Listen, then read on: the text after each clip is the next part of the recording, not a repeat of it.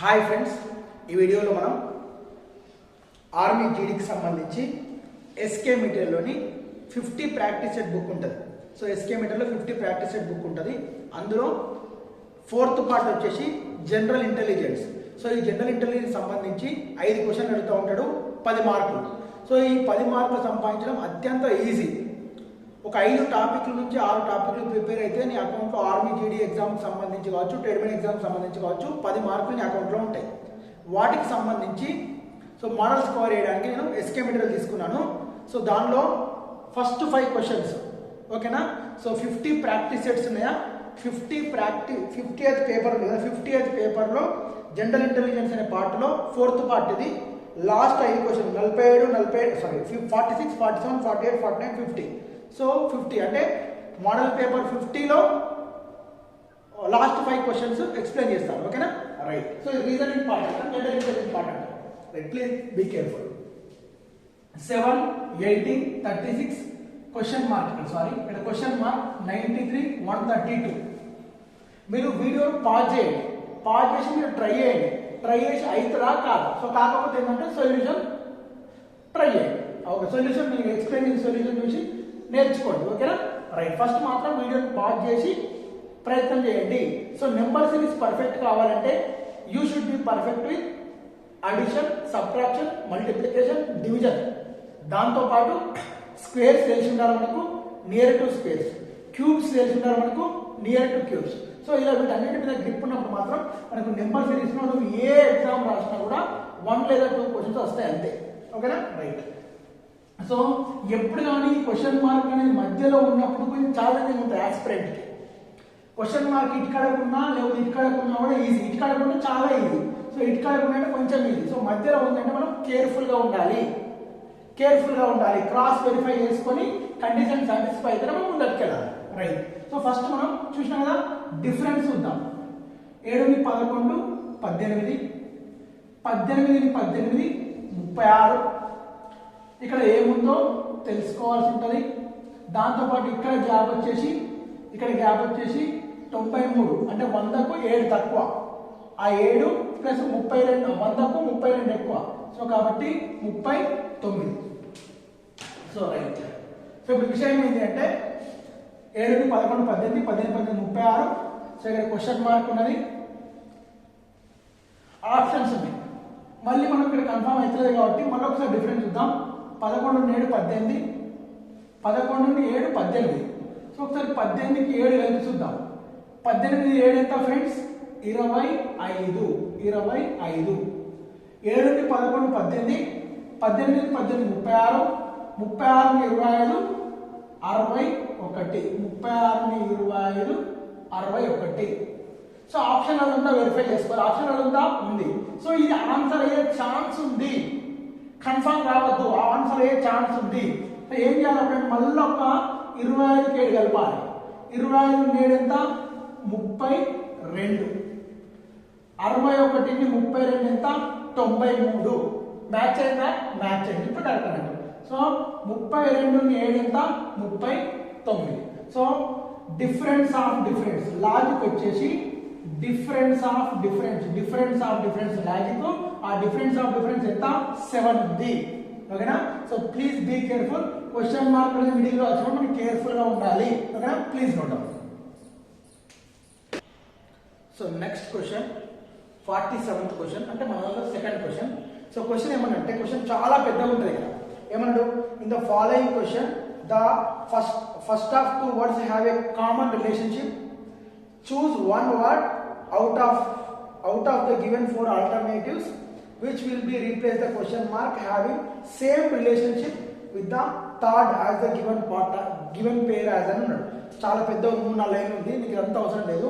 So ఏంటి logic ఏంటంటే, మనము ఫస్ట్ 2 ఉన్నాయా, వీటి మధ్యలో రిలేషన్షిప్ ఏందో కనుక్కోవాలి. సో నెక్స్ట్ టూ దీనికి ఏది మ్యాచ్ అవుతుందో ఇక్కడ 4 ఆల్టర్నేటివ్స్ ఇచ్చిన కదా, వాటి నుంచి మనం ఫైనల్ చేయాల్సి ఉంటుంది. ఏం చెప్పినా, లెఫ్ట్ సైడ్ 2 వర్డ్స్ ఉన్నాయి, 2 నెంబర్స్ ఉంటాయి, 2 లెటర్స్ ఉంటాయి. వాటి మధ్యలో లాజిక్ అనేది మనం ఫైండ్ చేయాలి. లాజిక్ ఫైండ్ చేసి we have to apply the same logic for right side ఓకేనా రైట్. సో హాస్పిటల్లో డాక్టర్ ఉంటాడు. సో హాస్పిటల్లో మేజర్ రోల్ ఎవరు ఉంటుంది? డాక్టర్ ఉంటుంది. సో టెంపుల్లో మేజర్ రోల్ ఎవరు ఉంటుంది? మెజిస్ట్రేట్. సో మెజిస్ట్రేట్ అసలే కాదు. సో మెజిస్ట్రేట్ అంటే ఇది జస్టిస్ కి సంబంధించింది. సో మెజిస్ట్రేట్ అంటే ఏమంటామంటే న్యాయాధికారి అంటాం. మెజిస్ట్రేట్ అంటే న్యాయాధికారి. సో టెంపుల్ కు న్యాయానికి సంబంధం లేదు, న్యాయాధికారికి సంబంధం లేదు. సో మేనేజర్ అంటే ఒక కంపెనీలో ఉంటాడు. సో కాబట్టి టెంపుల్ కి మేనేజర్ కి సంబంధం లేదు. So priest. సో మరి ప్రీస్ట్ అంటే మీనింగ్ తెలవాలి నీకు. ఇక్కడ మెజిస్ట్రేట్ అంటే మీనింగ్ తెలవాలి, మేనేజర్ అంటే మీనింగ్ తెలవాలి, ప్రీస్ట్ అంటే మీనింగ్ తెలవాలి. ప్రీస్ట్ అంటే ఎవరయ్యా అంటే ప్రీస్ట్ అంటే పూజారి. సో నెక్స్ట్ ఏం ఆప్షన్ ఉంది? Temple artist. So temple artist అంటే ఏంటి? సో టెంపుల్ డిజైన్ చేసిన వాళ్ళు. సో మనకి ఏంటి? సో హాస్పిటల్లో డాక్టర్ ఇంపార్టెంట్ రోల్. సో ఇక్కడ టెంపుల్ లో ఇంపార్టెంట్ రోల్ ఎవరికి ఉంటుంది? సో ప్రీస్ట్ ఉంటుంది. So the answer is priest. So ఇక్కడ వొకాబులరీ మీద డిపెండ్ అయి ఉంటుంది. నీ యొక్క వొకాబులరీ స్కిల్స్, సో నీ యొక్క మీనింగ్ స్కిల్స్ పైన డిపెండ్ అయి ఉంటుంది. సో కాబట్టి so please be careful. Left side logic అనుకొని same logic right side apply చేయాలి. ఓకేనా రైట్, థ్యాంక్ యూ. ఓకేనా. సో నెక్స్ట్ క్వశ్చన్, ఇది కోడింగ్ డీకోడింగ్ సంబంధించి. If result is coded as SULTRE, result is coded as SULTRE. ఏదో ఒక logic తోటి result అనేది SULTRE లెక్క అయింది. ఏమంటుందంటే ఇది చాలా చాలా important. Then the decode of IGHTBR. అంటే ఏమన్నా అంటే దీని మీనింగ్ ఏంటంటే ఈ 4 ఆప్షన్స్ ఉన్నాయి కదా, ఇందులో ఏదో ఒక ఆప్షన్ నుంచి ఇది వచ్చింది. మరి దీనికి అనుకూలు కాదు. ఓకేనా. ఈ 4 డీకోడ్ అన్నాడు. ఇక్కడ కోడ్ అన్నాడు, ఇక్కడ డీకోడ్ అన్నాడు. సో కాబట్టి కోడింగ్ అంటే లెఫ్ట్ నుంచి రైట్, డీకోడింగ్ అంటే రైట్ నుంచి లెఫ్ట్. అంటే ఏమంటే ఆల్రెడీ ఇది ఒక దాని యొక్క కోడ్. సో దేని యొక్క అంటాడు. సో 4 ఆప్షన్లు ఉన్నాయి కదా, ఈ 4 ఆప్షన్ల ఏదో ఒక దానికి సేమ్ లాజిక్ అప్లై చేస్తే ఇది వచ్చింది. దేనికి అప్లై చేస్తే వచ్చింది అంటాడు. సో దేనికి అప్లై చేస్తే వచ్చింది అంటే మనం ఆప్షన్ 3 వెళ్ళాల్సి ఉంటుంది. రైట్. BIRTH. ఇక్కడ 6 లెటర్స్ ఉన్నాయి, ఇక్కడ 5 లెటర్సే ఉన్నాయి, దాని పని అయిపోయింది. నెక్స్ట్ బ్రైట్ అనేది తీసుకో, BRIGHT. సో వాస్తవానికి దానికంటే ముందు మనం చూసుకోవాలి ఏంటంటే ఇక్కడ ఏం లాజిక్ అప్లై అయింది చూసుకోవాలి. ఇక్కడ ఏం లాజిక్ అప్లై అయిందంటే RESULT, రిజల్ట్ అనేది SULTREగా అయింది. SUL ఎక్కడ ఉంది? SUL. సో ఈ 3 తీసుకొచ్చి SULT. ఓకేనా. SULT.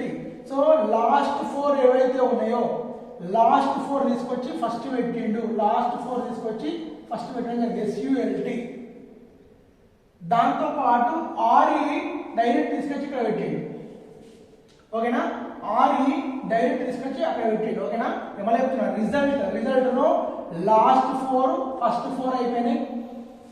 లాస్ట్ 4 తీసుకొచ్చి ఇక్కడ SULT. RE డైరెక్ట్ తీసుకొచ్చి ఇక్కడ పెట్టిండు. సో ఇందులో ఏ ఆప్షన్ నుంచి వచ్చింది అంట. ఏ ఆప్షన్ నుంచి వచ్చిందంటే మనకు బ్రైట్ అనేది ఉంది, BRIGHT అని ఉంది, బ్రైట్. సో బ్రైట్ లో మనం ఏం తీసుకోవాలి? ఈ లాజిక్ అప్లై అంటే లాస్ట్ 4 తీసుకోవాలి. ఫస్ట్ లాస్ట్ 4 తీసుకున్నాం, IGHT తీసుకున్నాం. దాని తర్వాత ఈ BR తీసుకొచ్చి ఇక్కడ పెట్టినా, మ్యాచ్ అయిందా? మ్యాచ్ అయింది. సో కాబట్టి option B is the answer. So please be careful and please note down. So the next question related to blood relations. A is the sister of B. E is the sister of B. E is the sister of B. A is the father of C. B is the son of C. How is A related to E? A అనే వాళ్ళు E కి ఏమవుతారు? How is A related to E? A అనేటోళ్ళు E కి ఏమవుతారు? Question. E is the sister of B. ఈ అనేటోళ్ళు sister, sister అంటే ఫీమేల్ కాబట్టి ఈ మైనస్ సింబల్ పెట్టిన. ఎవరి యొక్క సిస్టరు? బి యొక్క sister. A is the father of C. ఏమైనా అటాచ్మెంట్ ఉందా ఇప్పటి వరకు? ఏం లేదు. A is the father of C, వదిలేసి. B is the son of C. B అనేటోళ్ళు సన్. ఎవరి యొక్క సన్ను? సి యొక్క సన్ను. సో కాబట్టి సి అనేటోళ్ళు పైన ఉంటారు. ఫాదర్ రిలేషన్షిప్ పైన ఉంటాయి, గ్రాండ్ ఫాదర్ రిలేషన్షిప్ ఇంకా పైన ఉంటాయి, మా సన్ రిలేషన్షిప్ కింద ఉంటాయి, గ్రాండ్ సన్ రిలేషన్షిప్ ఇంకా కింద ఉంటాయి. కాబట్టి E is the sister of B. Okay, దీని పని అయిపోయింది. B is the son of C, దీని పని కూడా అయిపోయింది. B is the son of C. Next A is the father of C. A అనేటోళ్ళు ఫాదర్. ఎవరి యొక్క ఫాదర్ అంటే ఏ అనేటోళ్ళు ఫాదర్. ఫాదర్ కాబట్టి ప్లస్ పెట్టుకున్నా. ఎవరి యొక్క ఫాదరు? సి యొక్క ఫాదర్. ఇప్పుడు క్వశ్చన్ ఏమంటాడు? How is a related to ఈ. ఏ అనేటోళ్ళు ఈ అనేటోళ్లకు ఏమైతారు? ఓకేనా? ఏ అనేటోళ్ళు ఈ అనేటోళ్లకు ఏమైతారు అంటాడు. సో కాబట్టి ఇక్కడ బ్రదర్. సో కాబట్టి ఇక్కడ మదర్ ఆర్ ఫాదర్, అమ్మ లేదా నాన్న. సో వీళ్ళ యొక్క తండ్రి, మన అమ్మ లేదా నాన్న యొక్క తండ్రి ఏమైతారు మనకి ఇంగ్లీష్లో? సో తెలుగులో ఏమో తాతయ్య అవుతారు. సో ఇంగ్లీష్లో ఏమైతారు మనకు? గ్రాండ్ ఫాదర్ అవుతారు. ఏమైతారు? Grandfather is the perfect answer. Please note down, grandfather the perfect answer. ఒకవేళ question how is E related to A అని ఉంటే, how is E related to A, E అనేటోళ్ళు ఏ అనడానికి ఏమవుతారు? ఈ అనేవాళ్ళు ఏకి ఏమవుతారు? ఈ అనేటోళ్ళు ఏకి ఏమవుతారు అంటే అప్పుడు ఏమవుతుంది? ఆయన గ్రాండ్ ఫాదర్ అవుతాడు. ఈమె మేల్ ఆ ఫీమేల్ చూసుకోవాలి. ఈమె ఎవరు? ఈ అనేటోళ్ళు ఫీమేల్. సో కాబట్టి ఏమవుతుంది? గ్రాండ్ డాటర్ అవుతుంది. అందుకే సెకండ్ ఆప్షన్ రెడీ ఉంది, గ్రాండ్ డాటర్ అని. సో కాబట్టి కన్ఫ్యూజ్ కావద్దు. మన ఆన్సర్ వచ్చేసి grand father. How is E related to A అన్నప్పుడు మన ఆప్షన్ వచ్చేసి గ్రాండ్ డాటర్. ఓకేనా? So please be careful. Blood relations problem. So the last problem in this model paper, general intelligence సంబంధించి question directions problem. A man starts from a point, walks 2 kilometre east. ఒక point నుంచి start అయ్యిండు, east 2 kilometres వెళ్ళిండు. then turns right again, walks 2 kilometer. He again turned right and walks 2 kilometer. Now in which direction is he from starting point? Starting point నుంచి ప్రస్తుతం ఏ direction లో ఉన్నాడు, ఏ దిక్కులో ఉన్నాడు? స్టార్ట్ అయిన పాయింట్ నుంచి ప్రజెంట్ ఆ వ్యక్తి ఏ దిక్కులో ఉన్నాడు? సో ప్లీజ్ రిమెంబర్ ఆల్వేస్, ఎప్పుడు కానీ మనం డైరెక్షన్స్ ప్రాబ్లం చేస్తున్నాం అంటే ఇవి మెయిన్ డైరెక్షన్స్ అంటాం, మిగతాయి సబ్ డైరెక్షన్స్ అంటాం. మనం మెయిన్ డైరెక్షన్స్ పక్కా వేసుకోవాలి. ఇది ఈస్ట్, ఇది వెస్ట్, ఇది నార్త్, ఇది సౌత్, ఇది మినిమం. మ్యాన్ ఒక పాయింట్ నుంచి స్టార్ట్ అయిందో అది ఇదే point. A man starts from a point, walks 2 kilometre east. East ఎటు దిక్కున్నది? ఇటు దిక్కున్నది. ఎంత వేయండు? 2 km వేయండు. 2 km వేయండు. ఈ పాయింట్ కాడికి వచ్చింది. Next he turns right and again walks 2 kilometre. ఈ డైరెక్షన్ లో వెళ్తుండు. ఆయనకు రైట్ ఏమవుతుంది? సౌత్ డైరెక్షన్ అవుతుంది. ఆయనకు లెఫ్ట్ ఏమవుతుంది? నార్త్ డైరెక్షన్ అవుతుంది. సో రైట్ తీసుకున్నాడు. రైట్ తీసుకుని మళ్ళీ ఎంత వేయండి అంటే మళ్ళీ ఒక 2 కిలోమీటర్స్ పోయిండు. రైట్ అంటే టువర్డ్స్ సౌత్ డైరెక్షన్ 2 కిలోమీటర్స్ పోయిండు. తర్వాత ఏమైంది? ఈ పాయింట్ అయిపోయింది, ఈ point. Next he again turn right. So ఇప్పుడు ఏ దిక్కులు వెళ్తాడు? సౌత్ డైరెక్షన్ లో వెళ్తుండు. సౌత్ డైరెక్షన్ లో వెళ్ళడానికి రైట్ సైడ్ ఏమైతుంది? వెస్ట్ సైడ్ అవుతుంది. లెఫ్ట్ సైడ్ ఏమైతుంది? ఈస్ట్ సైడ్ అవుతుంది. సో కాబట్టి again turn right. So right తీసుకున్నాడు అంటే వెస్ట్ సైడ్ వెళ్తా ఉన్నాడు. He again turn right and walk 2 kilometres. Exactly straight line మీదకి వస్తాడు. ఎందుకు ఎగ్జాక్ట్లీ ఇక్కడికి వస్తాడో అని ఎందుకు చెప్తున్నా నేను అంటే ఇది ఎంత ఉంది డిస్టెన్స్? 2 కిలోమీటర్స్. ఇది కూడా ఎంత ఉంది? 2 కిలోమీటర్స్ కాబట్టి ఎగ్జాక్ట్లీ పాయింట్ మీద ఉంటాడు. ఇప్పుడు క్వశ్చన్ ఏమన్నాడు, in which direction is he from starting point, ఆయన స్టార్టింగ్ పాయింట్ నుంచి ఏ దిక్కులో ఉన్నాడు స్టార్టింగ్ పాయింట్ నుంచి సౌత్ డైరెక్షన్ లో ఉన్నాడు.